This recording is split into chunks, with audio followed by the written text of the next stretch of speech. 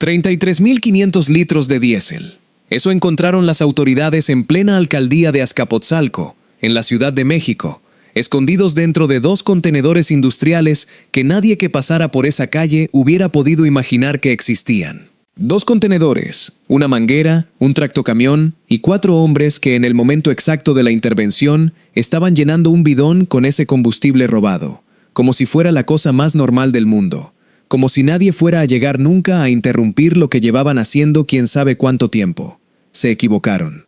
Porque esa mañana llegaron elementos de la Secretaría de Seguridad de la Ciudad de México, coordinados directamente con el Gabinete de Seguridad Federal, y lo que encontraron detrás de esa fachada de aparente normalidad en Azcapotzalco fue la pieza más reciente de un negocio criminal que mueve miles de millones de pesos al año, que opera silenciosamente debajo de las calles de la capital, y que durante décadas ha logrado mantenerse activo perforando uno de los secretos mejor guardados de la infraestructura energética de México, los ductos de Pemex que cruzan la Ciudad de México por debajo del asfalto. En unos minutos vas a descubrir por qué Azcapotzalco no es una alcaldía elegida al azar por los huachicoleros, qué ducto estratégico cruza exactamente por esa zona y convierte a esa alcaldía en uno de los territorios más codiciados por el crimen organizado para robar combustible, y por qué este operativo se conecta con una cifra que Pemex acaba de revelar públicamente y que cuando la escuches te va a cambiar la manera de ver el huachicol para siempre.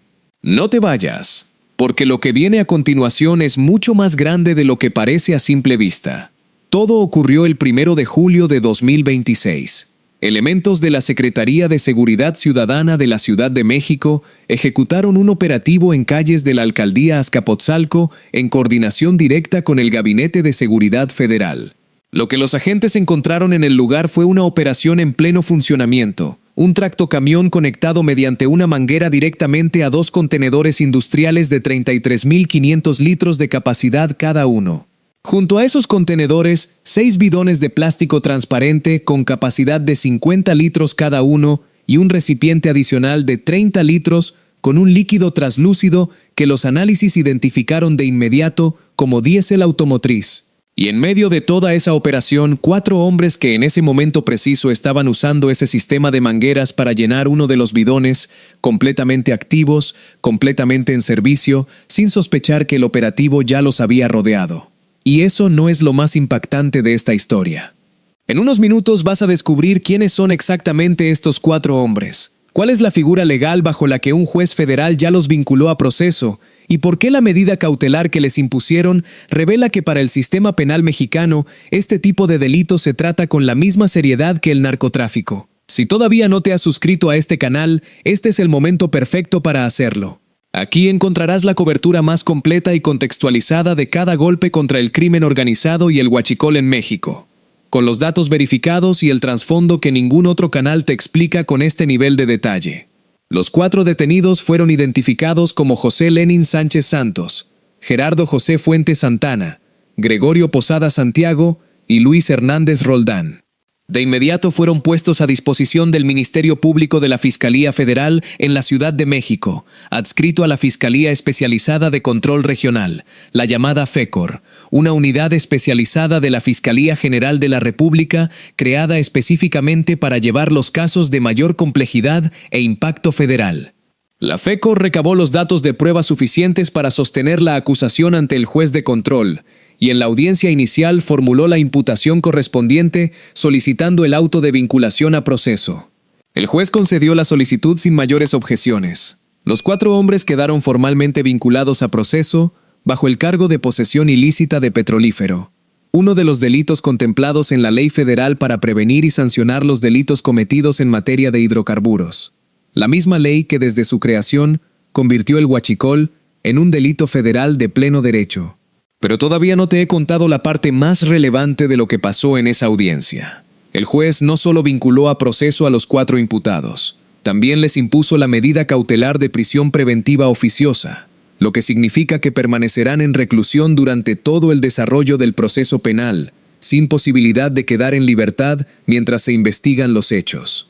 Esta medida no es discrecional en este tipo de delitos, es de aplicación obligatoria conforme a la legislación federal vigente, lo que refleja la gravedad con la que el sistema legal mexicano clasifica el robo de combustible. Además, el juzgador fijó un plazo de 2 meses para el cierre de la investigación complementaria, durante los cuales la Fiscalía Federal deberá consolidar todos los elementos necesarios para sostener la acusación en las etapas procesales posteriores. Justo cuando crees que ya lo sabes todo sobre este operativo, aparece el dato que conecta este hallazgo en una calle de Azcapotzalco con un mapa criminal y mucho más preocupante, porque Azcapotzalco no fue elegida al azar. Esta alcaldía no es una víctima accidental del huachicol en la Ciudad de México. Es, según los propios registros de Pemex, la segunda alcaldía con mayor número de tomas clandestinas detectadas en toda la capital, con 47 casos documentados de un total de 170 registrados en la ciudad.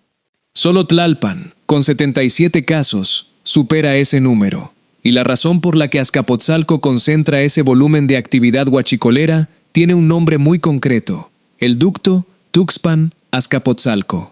Ese ducto, que corre por debajo de la avenida Tezosomoc, es la arteria principal de suministro de gasolina y combustibles refinados hacia la Ciudad de México, transportando producto proveniente de las refinerías de Tuxpan y Coatzacoalcos en Veracruz directamente hacia las terminales de almacenamiento de la capital. Es una vía subterránea de miles de millones de pesos en valor económico. Y es exactamente el tipo de infraestructura que el crimen organizado aprende a localizar, a vigilar y a explotar durante años antes de que las autoridades logren detectar una sola toma clandestina. La mayoría de las detecciones de tomas ilegales en esa zona se han producido sobre la avenida Tezosomoc y en colonias aledañas como La Preciosa, San Antonio, Santa Apolonia y Sindicato Mexicano de Electricistas, todas dentro de la misma Azcapotzalco.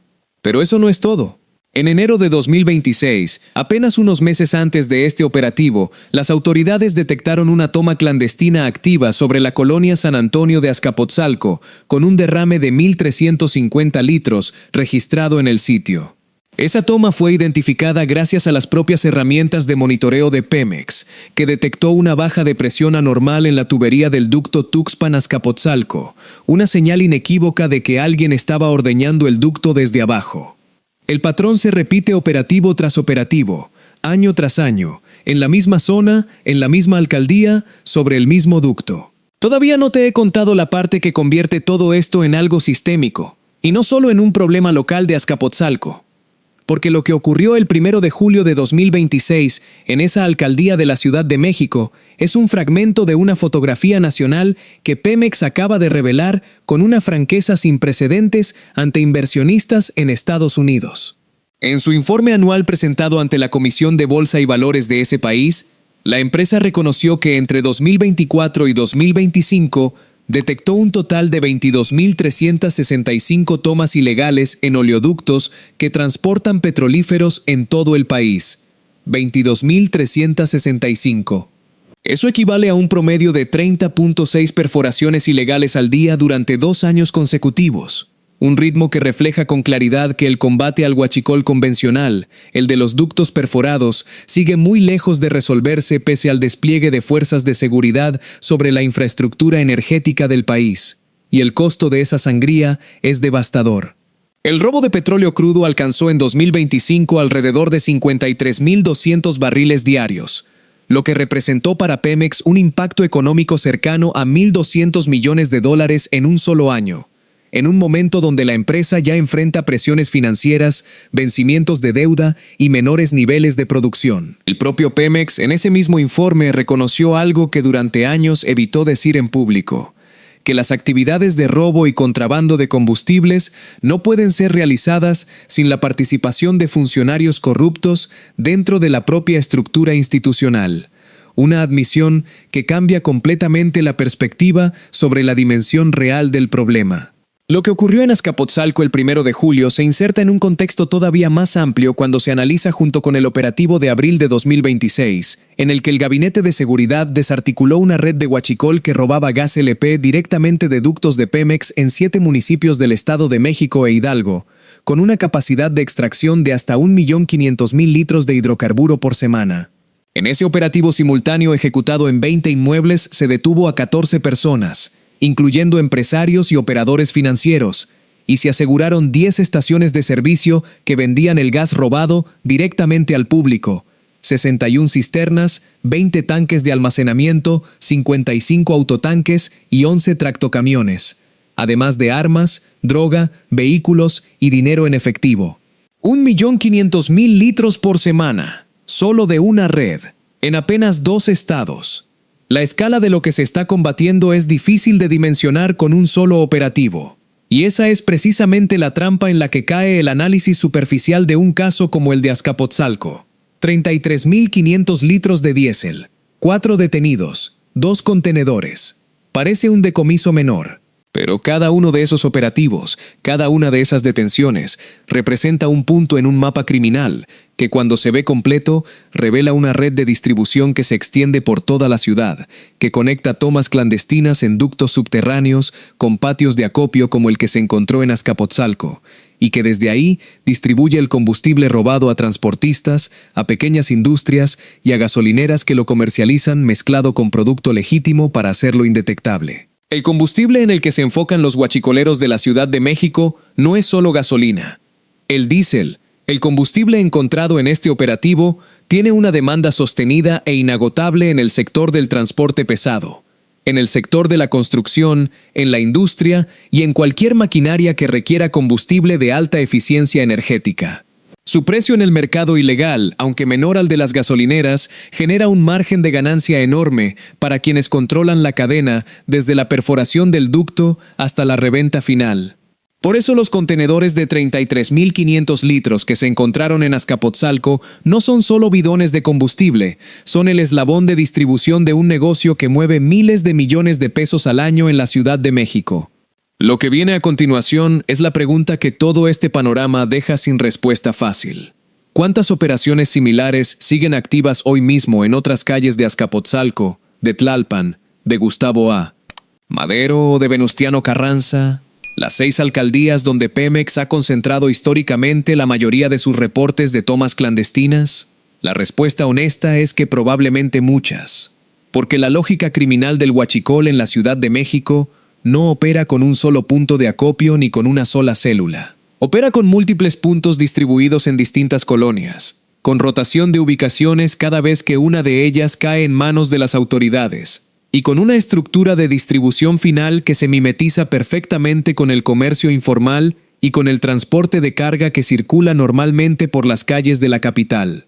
Cada operativo como el de Azcapotzalco cierra un punto de esa red, desmantela una pieza, vincula a proceso a los eslabones más expuestos de la cadena.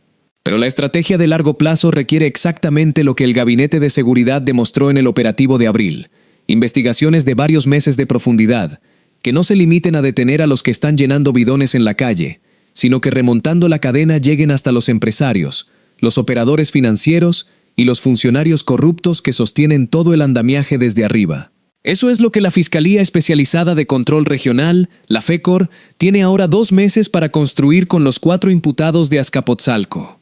Si esta historia te ha dejado pensando en cuántos litros de combustible robado circulan hoy mismo por las calles de la Ciudad de México, camuflados como producto legítimo, y en qué tan profundo llegan realmente las raíces del huachicol convencional en la capital del país, imagina lo que vas a encontrar en los próximos videos de este canal.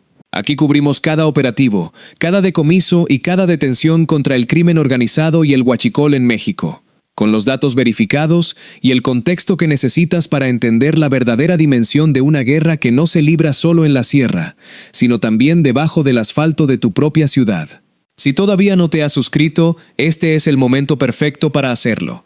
Activa la campanita para que no te pierdas ninguna actualización, porque en este canal la información llega antes y llega completa.